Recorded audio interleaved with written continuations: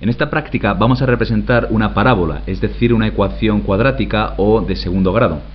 Para ello vamos a hacer un repaso muy breve de la forma analítica o matemática de una ecuación de segundo grado. Ahí tenemos que una ecuación de segundo grado completa está formado por tres sumandos, el primero correspondiente a un coeficiente a que multiplica a un monomio de segundo grado, el segundo un coeficiente b que multiplica a un monomio de primer grado y un término independiente.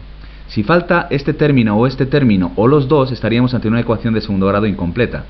Pero nos vamos a centrar en este caso en la representación de una ecuación de segundo grado de este tipo.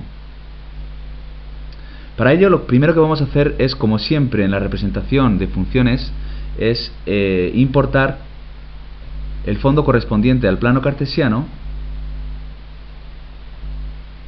Ahí lo tenemos.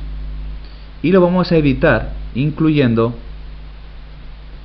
la forma de una ecuación de segundo grado, que es esta. Como hemos dicho, vamos a representar una ecuación completa. Borramos este objeto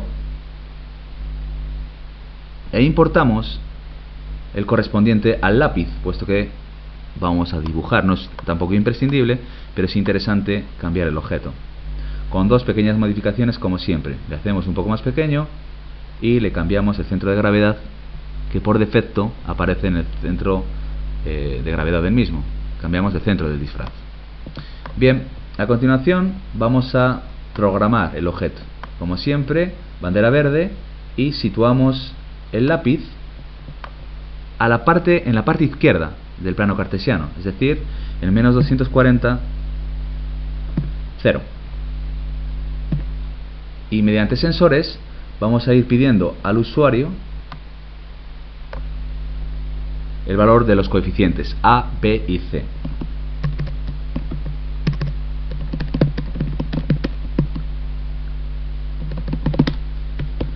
Dime el valor del coeficiente a, y la respuesta la almacenaremos en una variable denominada a. Aprovechamos para crear la variable b y la variable c, puesto que en el primer caso fijaremos la respuesta a la variable a, pero en los siguientes lo haremos en la variable b y variable c. Modificamos la segunda pregunta, b, y la tercera. Como hemos dicho, el lápiz empieza en la parte izquierda en x menos 240, y para ir modificándolo vamos a utilizar un bucle de control.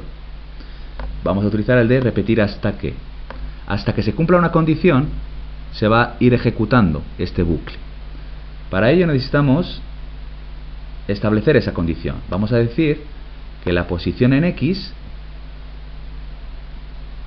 del objeto, es decir, del lápiz, sea mayor de 239. Se repetirá hasta que la posición en x sea, por ejemplo, 240 en el primer caso. En 240 parará, porque dejará de cumplirse la condición de que repetir hasta que la posición en x sea mayor de 239. Para ello necesitamos partir de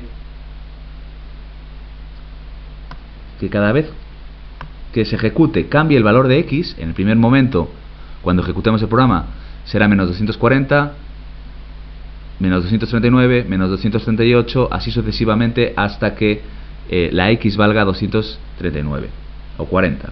Claro, lo que hacemos entonces es modificar el valor de x en 1 cada vez por 1, es decir, adicionamos o sumamos 1. Y fijaremos el valor de y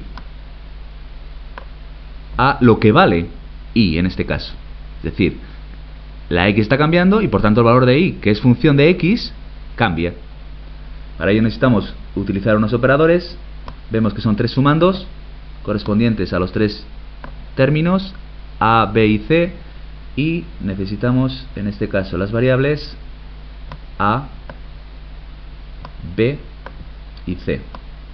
Obviamente también necesitamos las posiciones en x, 1, 2 y 3, con los operadores que serán estos. Ahí tenemos entonces que aquí va a ir el término independiente, aquí el coeficiente b multiplicando a la posición en x, y necesitamos dos operadores que multipliquen el coeficiente a por x al cuadrado. Aquí tenemos el valor de y que va a ir tomando a medida que la posición en x vaya cambiando. Obviamente necesitamos bajar el lápiz y borrar todo lo anterior al principio del programa. Por último, subiremos el lápiz al final.